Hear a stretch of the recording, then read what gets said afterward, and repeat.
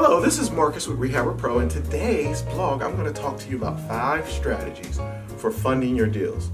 We all know money is important, especially in figuring out how we're going to fund our deals. But let me say something about funding. The most important part before you even think about the money is making sure you find the right deal. If you find the right deal in this business, money's never a problem. Trust me, you can always find the money if you have a good deal. But we're going to cover a couple strategies for how you can fund your deals. The most common way to fund deals in rehabbing is hard money. I didn't say it was the best way. I just said it's the most common way. And actually, if you're just starting out, it can be very effective because most of your hard money lenders were once rehabbers. So a lot of times they're going to make sure that your numbers work before they agree to fund you. So there's a little bit of protection in there for you in that they're going to vet the property before they lend you the money. However, it's the most expensive money. So that's sort of the pros and cons of hard money. The next way of funding your deal could be bank funding.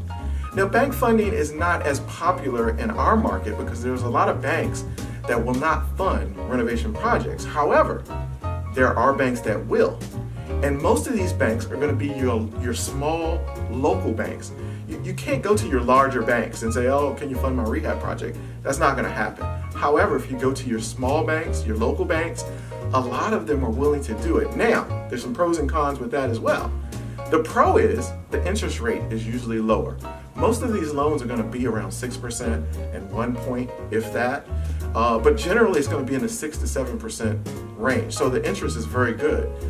The catch or the con is that you have to put 20% down. So you're going to have that money down in order to facilitate the loan. Now, there's some creative ways you can come up with that 20%. You can borrow that 20% from a private funding, raising private funds.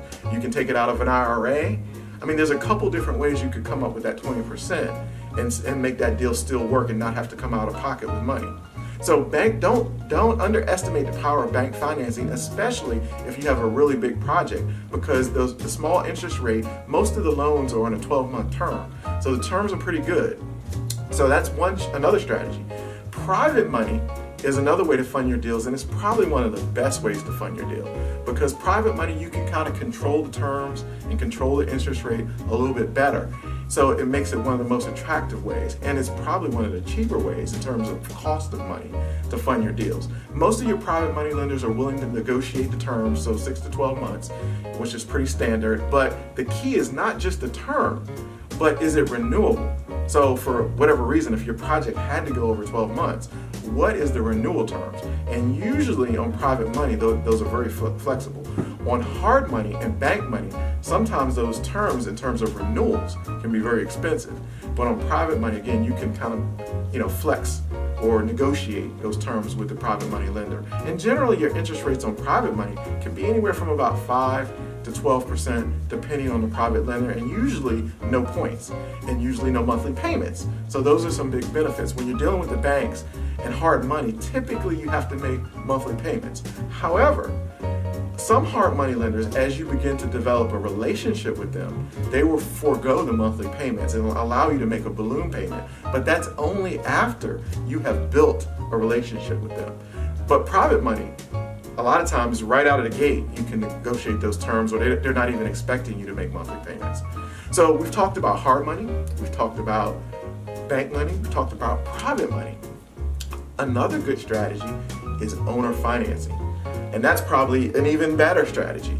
If you can buy a house with owner financing or subject to the existing mortgage, typically your interest rates are going to be lower, and typically the investment in terms of money investment is going to be a lot cheaper, which means sometimes you can buy the house a little bit higher and still make the deal work. Now, that can be a little bit tricky, and you might have to be a little bit better at negotiating these terms with the seller. However, it can be beneficial to both you and the seller if you can do owner financing. So don't forget about that strategy because it's very important. Another way you can finance a deal, and I don't necessarily recommend this, is you can use your personal funds if you have the personal funds to do the transaction. But here's the catch. A lot of people who use their personal funds don't pay themselves interest. If you're going to use your personal money, treat it like a loan. Charge an interest on that money as if you were borrowing it from someone. So you want to charge anywhere from 6 to 8% on your own money.